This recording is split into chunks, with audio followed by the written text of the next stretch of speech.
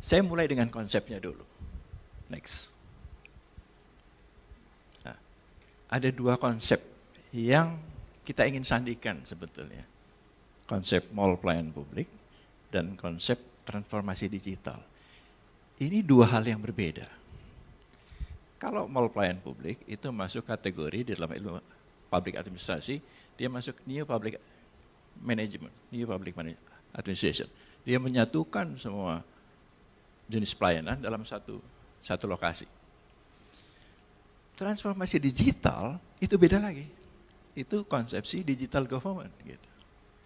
Kalau memakai kronologi perubahan dari administrasi publik, dia new public management. Jadi time frame-nya berbeda. Nah, kalau mall pelayanan publik itu ingin menyatukan pelayanan publik dalam suatu tempat, kalau ngomong satu atap, iya Pak, satu atap tapi pintunya banyak gitu kan. Kalau ngomong satu pintu, jendelanya banyak Pak. Jadi itu kita ingin menyatukan dalam satu lokasi. Transformasi digital bukan seperti itu. Dia adalah access from anywhere gitu. Jadi tidak dalam satu lokasi. Justru dia bisa diakses dari mana saja.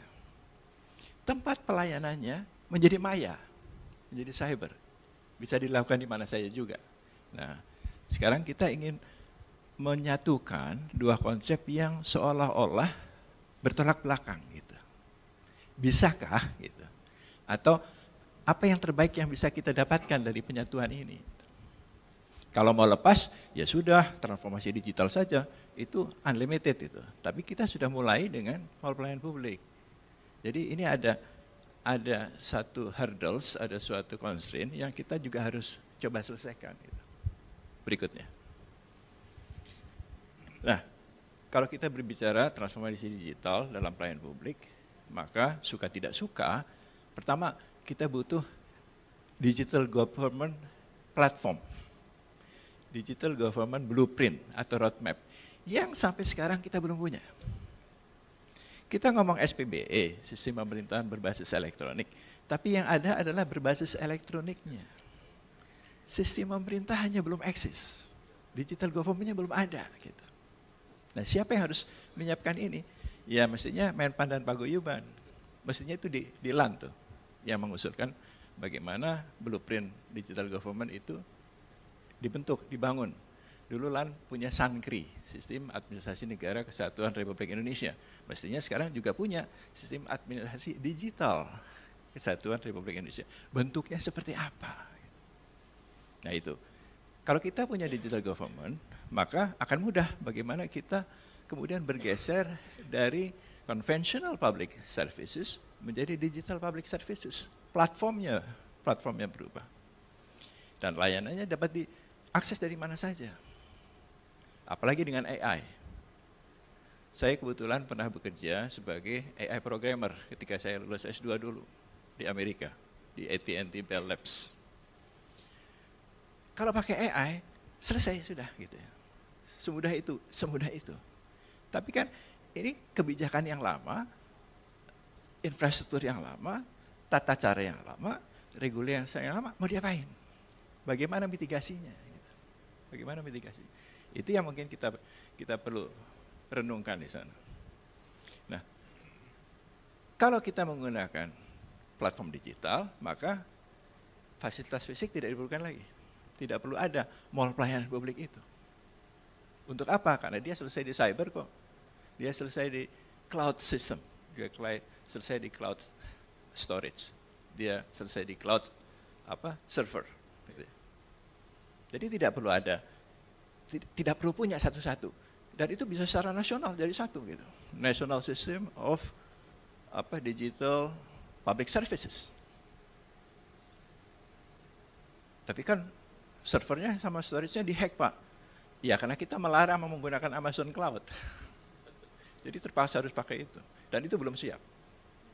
Kalau kita boleh pakai Amazon Cloud, itu aman juga gitu. Karena ketika imigrasi dihack, dia pindah menggunakan Amazon Cloud yang sebetulnya dilarang oleh regulasi. Tapi sebetulnya kan ada state sovereign kontrak dengan Amazon Cloud itu bisa saja pakai kayak gitu, dan banyak negara Australia itu pakai Amazon Cloud yang nggak punya sendiri. Nah, jadi kalau kita secara total berpindah ke digital public services, ini akan lenyap MPP-nya. Tadi yang seperti Prof. Eko, ini kalau ke sana total ya hilang, tapi ini kan udah ada, gimana caranya gitu. Next. Nah, potensi MPP fisik hilang besar kalau kita mau ke sana. Kalau kita enggak Pak, tetap harus ada. Nah, kita berarti kemudian tidak melepaskan transformasi digital ini secara penuh, masih ditarik-tarik juga gitu kan. Kalau kita masih ingin MPP ini ada. Layanan publik kalau ada itu disediakan secara virtual, anywhere, dari handphone. Saya sekarang sudah membuat semua presentasi saya dari HP. Saya punya poin-poin pemikiran, saya masukkan ke AI, saya suruh dia bikin presentasinya. Saya tarik lagi, saya benahi gambarnya. Jadi jadinya kayak gini. Gitu. Nah, itu cukup dari HP saja. Dan HP sekarang itu sudah dinamakan smartphone. Kenapa dinamakan smart? Because mobile phone itu kapasitasnya sudah setara dengan komputer. Jadi dia komputer dalam genggaman. Gitu. Nah, kalau sudah punya itu, kenapa hanya untuk WhatsApp-an saja gitu kan? Dia bisa untuk yang lainnya. Nah, jadi MPP harus perlu berubah fungsi. Nah, fungsinya apa? Nah, tadi seperti disampaikan Prof. Eko. Ini kalau di Singapura itu dia masih memberikan pelayanan fisik 10-20%.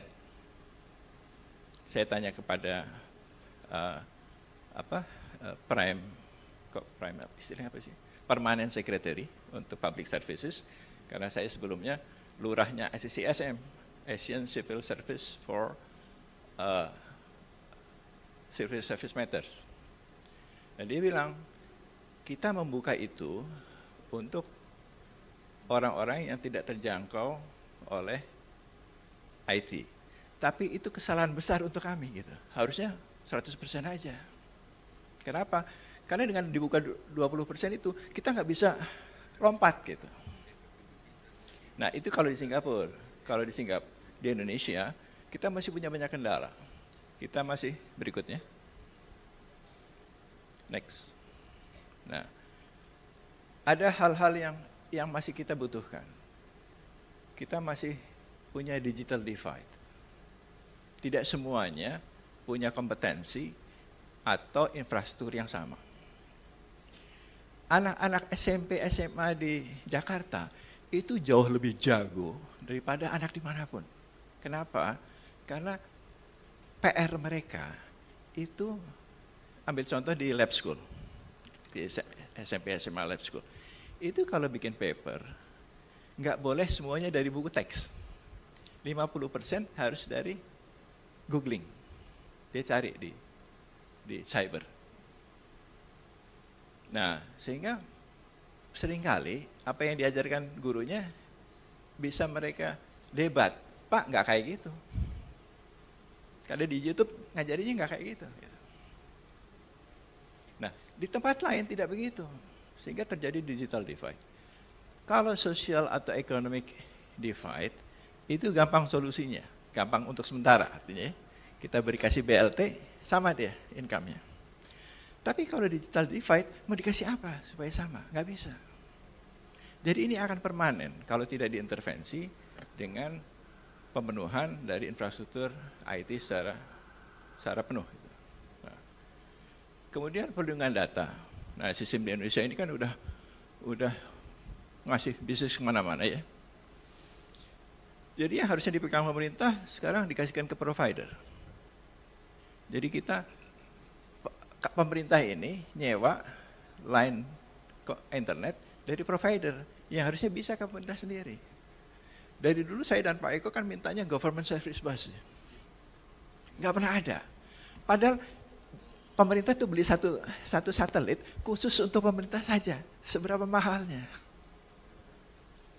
Sehingga tidak bisa dihack karena pintunya cuma satu gitu. Sekarang ini pintunya banyak banget. Jadi dari pintu mana saja masuk dia. Jadi reliabilitas dari sistem IT kita masih terbatas dengan seperti itu. Nah, itu kalau tidak dipenuhi, kita tidak akan bisa lepas kemudian mentransformasi diri secara digital. Berikutnya. Nah, kita masih butuh MPP digital. Untuk apa? Untuk orang-orang yang tidak punya akses atau tidak punya kompetensi terhadap IT. Dia perlu datang. Walaupun itu mahal untuk mereka. Kalau satu kabupaten, dari ujung kabupaten ke kota kabupatennya saja, itu bisa 2 jam. Itu bisa 2 jam. Apalagi kalau dia kepulauan. Lebih susah lagi itu. Di Raja Ampat misalnya ya. Dari pulau yang satu, dia mau ke MPP di ibu kotanya. Butuh waktu dan biaya. Dan Indonesia itu kayak seperti itu. Geografinya. Nah, kemudian juga ada untuk pertama, ada yang perlu tatap muka atau untuk autentifikasi seperti di Taspen.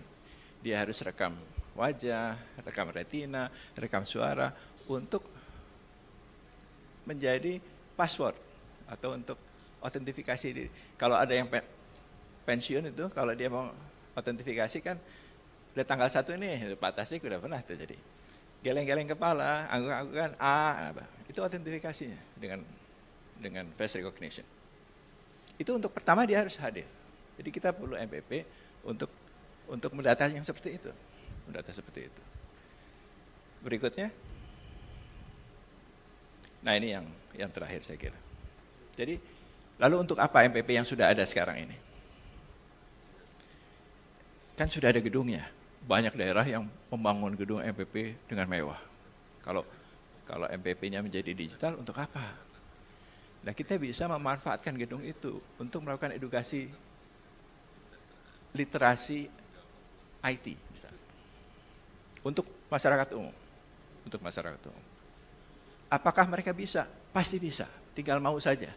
Karena di Kerom itu kita adakan pelatihan untuk masyarakat. Yang datang mama-mama itu, orang Kerom asli. Rambutnya keriting, ada siletnya di rambutnya, dia pakai siletnya untuk perhiasan gitu ya. Diajarin sehari bisa. Diajarin sehari bisa. Jadi MPP ini adalah untuk mengedukasi masyarakat yang tidak memiliki kompetensi IT.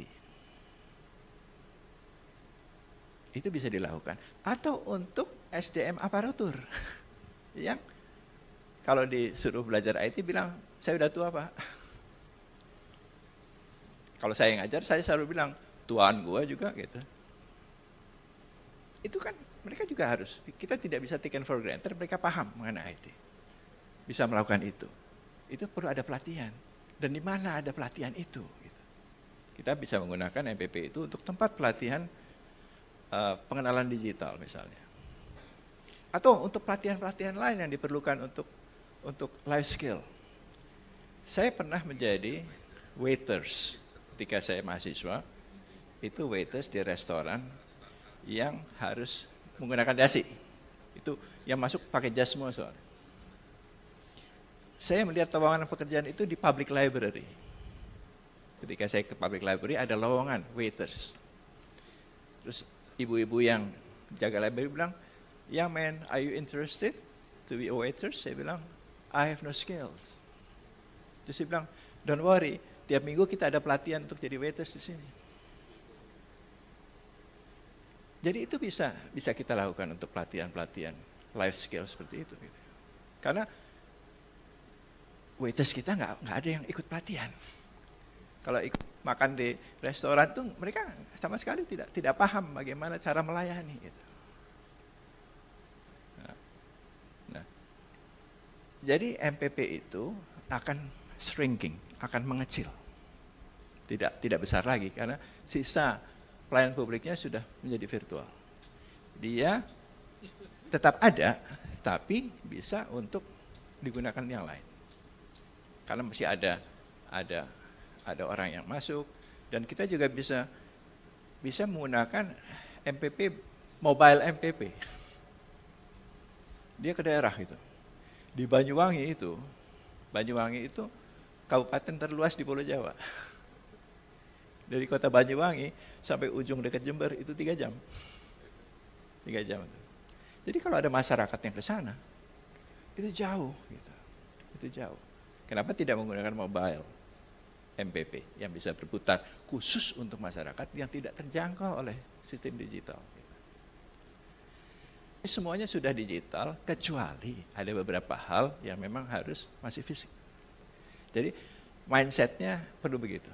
Mindsetnya perlu, ini akan terjadi begitu. Nah, kalau dia menjadi virtual, apakah masing-masing daerah itu perlu bikin sendiri?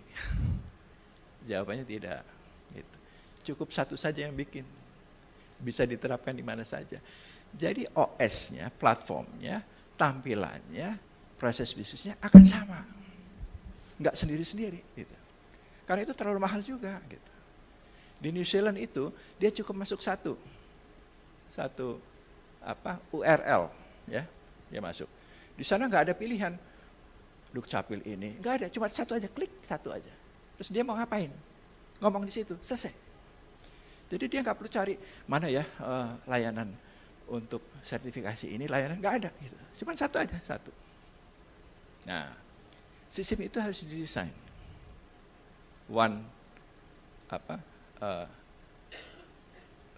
Digital public services. Itu harus ada. Nah, di Indonesia ini banyak nih. Ada LNSW, ada OSS, ada di daerah lain. Lain-lain semua.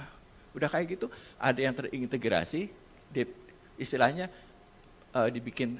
diberikan key akses, ada yang terintegrasi sebagian, gitu ya. Jadi terintegrasi sebagian itu kayak pertambangan SDM, itu masuk OSS tapi terintegrasi sebagian. Ada yang masuk OSS tapi nggak punya sistem, dia naruh orang. Itu seperti tenaga kerja. Jadi tenaga kerja itu nggak ada sistemnya, tapi ada orangnya di BKPM. Nah, kita berhadapan dengan berbagai macam tata cara. Nggak bisa lagi, nggak efisien, nggak efektif juga. Dan tadi pelayanan atas, pelayanan bawah gitu ya, jadi nggak karu-karuan. Jadi harus ada kontrolnya, kontrol standar dan kontrol wasdal. Nah, saya kira itu yang dapat saya sampaikan. Mudah-mudahan ini bisa memberikan tambahan dari apa yang tadi disampaikan oleh Prof. Eko. Terima kasih. Billahi taufiq.